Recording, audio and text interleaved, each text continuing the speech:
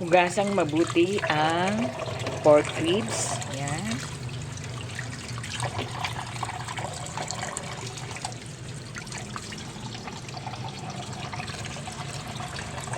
So, pipigaan po natin ng lemon.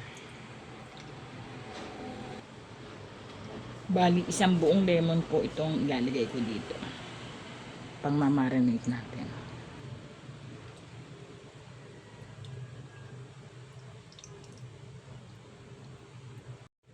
Ajisyo.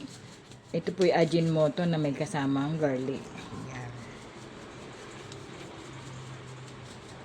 Bali, 2 kikuman po ang lalagay natin.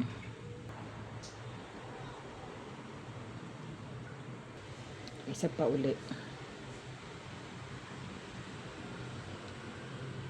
Paminta. Sugar. Paprika. Haluing mabuti.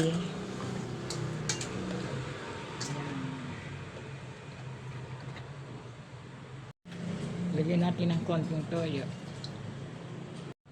Sesame oil. Haluing mabuti. At imamarinate po natin to ng hanggang 30 minutes para manuot ang lasa sa ating spare ribs. Konting mantika.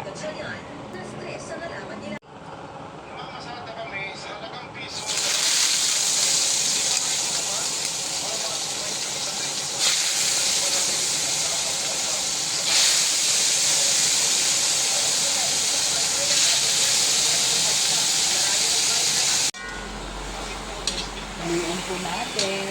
Yan.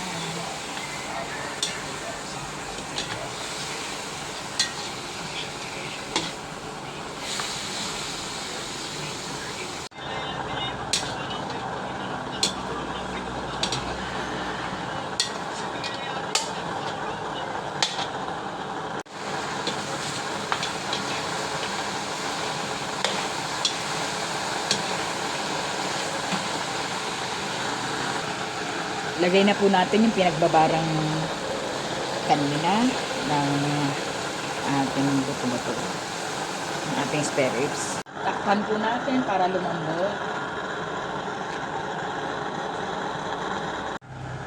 Lagyan po natin ng Knorr seasoning para lalong sumarapan yan.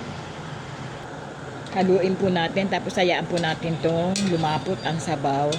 Then, yan. Pag lumapot na po yung sabaw, ayun, pwede nang luto na siya, pwede na siyang ihain sa hapagkainan.